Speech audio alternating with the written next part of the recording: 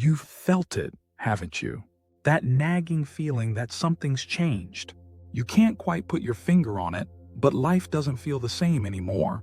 The things that used to excite you now feel dull. The conversations that once made you laugh now feel empty. It's like you're watching a movie you've already seen 100 times. What's going on? You're waking up. And yeah, it's disorienting. It's messy. It's confusing. But it's also the start of something incredible. Let's start with this. You're hanging out with friends, people you've known forever. The ones who've been there through every awkward phase, every wild adventure. They're cracking jokes, talking about work drama, debating over the best streaming shows. But you're just sitting there, zoning out. It's not that you're bored. It's more like you don't feel there anymore. It's as if you're watching it all from the outside, wondering why these conversations feel so pointless. You try to play along, nodding, smiling, tossing in a, yeah, totally. But deep down, you're thinking, what are we even doing here? Is this it? Is this all there is? That's the disconnect. It's not because you're better than them or above it all. It's because something inside you has shifted. You're starting to crave depth. At first, it's lonely. You'll pull away without even realizing it, turning down invites, leaving group chats on mute, ghosting plans. Not because you don't care, but because the thought of small talk feels exhausting. And you know what? That's okay. It's part of the process. You're not losing yourself. You're making room for something bigger. Here's the thing about waking up. It cracks you open. And when that happens, all the emotions you've been ignoring come rushing in. One day, you're walking down the street and you see a stray dog, a tired-looking mom juggling groceries, or a kid sitting alone on a bench. And suddenly, you're overwhelmed. Their sadness, their struggle, it feels like yours. This is empathy on overdrive. You start noticing things you used to brush off. A news story that makes your heart ache. A random stranger's Instagram post that leaves you in tears. Even commercials, yes, commercials, can hit you like a ton of bricks. It feels like you're carrying the weight of the world. And honestly, it's exhausting. But it's also a gift. See, this flood of emotions isn't here to drown you. It's here to remind you that you're connected to something greater. It's teaching you compassion, opening your heart, and expanding your capacity to love. The trick is learning how to manage it. Start small. Take breaks when you need to. Meditate. Go for walks, or dive into a creative hobby.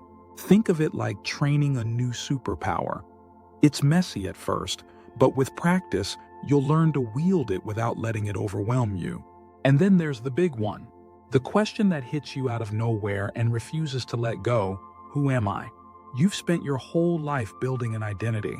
The job title, the relationship status, the hobbies, even the coffee order you swear by.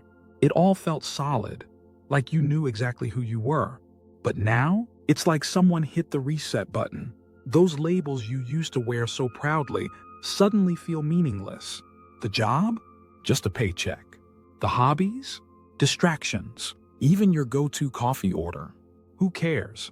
At first, it's terrifying. If you're not all those things, then who are you? But here's the secret. This isn't the end. It's a blank slate, a chance to rebuild, not based on what the world expects, but on what truly matters to you. It's a process. Some days, you'll feel lost. Other days, you'll catch glimpses of the real you, the one beneath all the noise. Journaling can help. So can mindfulness. Take it slow, and remember, it's okay not to have all the answers.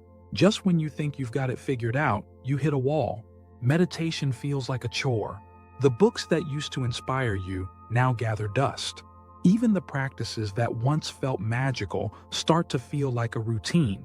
Welcome to spiritual burnout. It's not fun, but it's not the end either. It's like climbing a mountain. Just when you think you've reached the top, you realize there's a whole range ahead of you. But don't give up. Stick to the basics, showing up even when it feels pointless. Try something new, a different practice, a new hobby, or even just a walk in nature. And most importantly, Let go of the idea that you need to be perfect. This phase isn't a setback. It's a reset. Your soul's getting ready for the next stage of growth. Here's the deal. Spiritual growth isn't a straight line. It's messy. It's unpredictable. It's full of highs and lows. But every moment, every doubt, every struggle, every breakthrough is part of the journey. You're not losing yourself. You're peeling back the layers to uncover the real you. So take it one step at a time. Be patient with yourself. Trust the process. And remember, even in the mess, you're exactly where you're meant to be.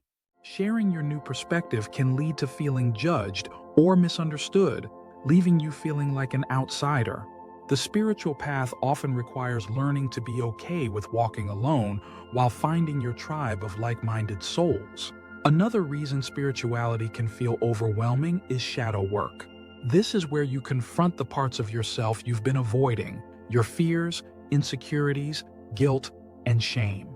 It's like opening the closet you've been shoving things into for years, only to realize it's overflowing. Healing isn't pretty.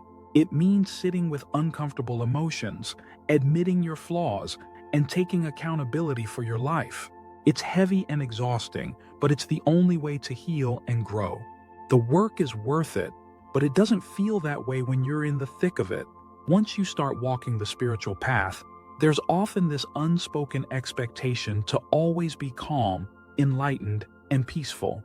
People might expect you to have all the answers or handle every challenge with grace. But let's be real, you're still human. You'll still have bad days, get frustrated, or feel angry. Spirituality isn't about being perfect, it's about being authentic. The pressure to live up to an ideal can make you feel like you're failing, even when you're making progress. When you awaken spiritually, you open the door to a flood of existential questions. What is my purpose? Why am I here? How do I find peace?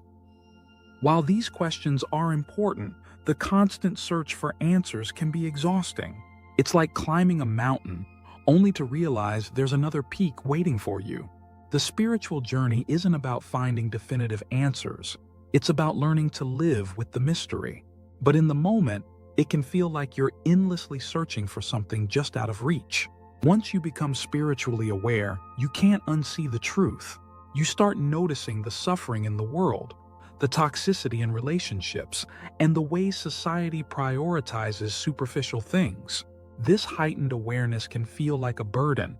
You want to fix everything, but you can't. One of the hardest lessons for spiritual humans is learning to balance compassion with boundaries. You must learn to hold space for the world's pain without letting it consume you. So, why do we keep walking this path if it's so challenging? Because beneath the pain, loneliness, and shadow work lies something incredible: freedom. Freedom from ego-driven fears. Freedom to live authentically. Freedom to find peace within yourself, no matter the circumstances. Spirituality isn't about escaping life's struggles. It's about meeting them with courage, grace, and an open heart. Every challenge you face is part of the journey, helping you grow into the truest version of yourself. If you've ever felt like being on the spiritual path is more struggle than joy, you're not alone. Let me know in the comments, what's been the hardest part of your journey? And how have you found ways to keep moving forward? If you found this video helpful, don't forget to like, share, and subscribe for more insights into spirituality, self-discovery, and personal growth. And check out my next video, where we'll dive deeper into shadow work and how to heal the parts of yourself you've been avoiding. Thanks for watching, and I'll see you next time.